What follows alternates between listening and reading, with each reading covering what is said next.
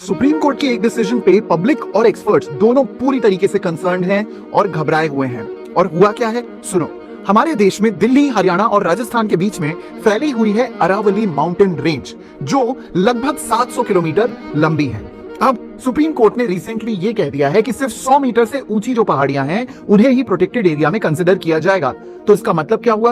अरावली की लगभग 12,000 हिल्स में से सिर्फ 1,000 हिल्स ऐसी हैं जो 100 मीटर से ऊंची हैं और बाकी की 11,000 हिल्स पे अब माइनिंग, कंस्ट्रक्शन और कमर्शियल एक्टिविटीज हो सकती हैं। अब बात करते हैं नुकसान की। पहला, environmental disaster. Aravalli Delhi NCR को राजस्थान के डेजर्ट, डस्ट और स्टॉर्म से बचाती है। ये एक नेचुरल बैरियर है। अगर ये खत्म हुई तो कैपिटल में पॉल्यूशन और भी डेंजरस लेवल पे पहुंच जाएगा।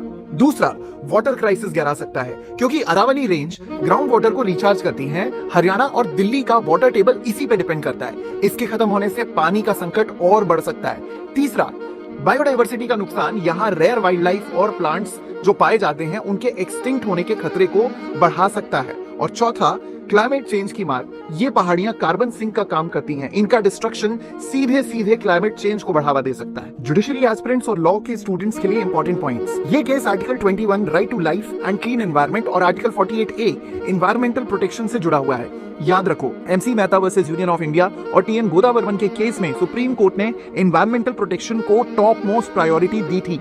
प्रिकॉशनरी प्रिंसिपल और सस्टेनेबल डेवलपमेंट, ये दोनों प्रिंसिपल्स इस मैटर में एप्लीकेबल हैं। महात्मा गांधी ने कहा था, धरती पर हर किसी की जरूरत के लिए पर्याप्त साधन हैं, लेकिन हर किसी की लालच के लिए पर्याप्त साधन नहीं है। क्या हम विकास के नाम पे अपनी आने वाली जनरेशन के फ्यूचर को दांव पे लगा सकते हैं? आपका क्या सोचना है? कमेंट बॉक्स में जरूर बताइए।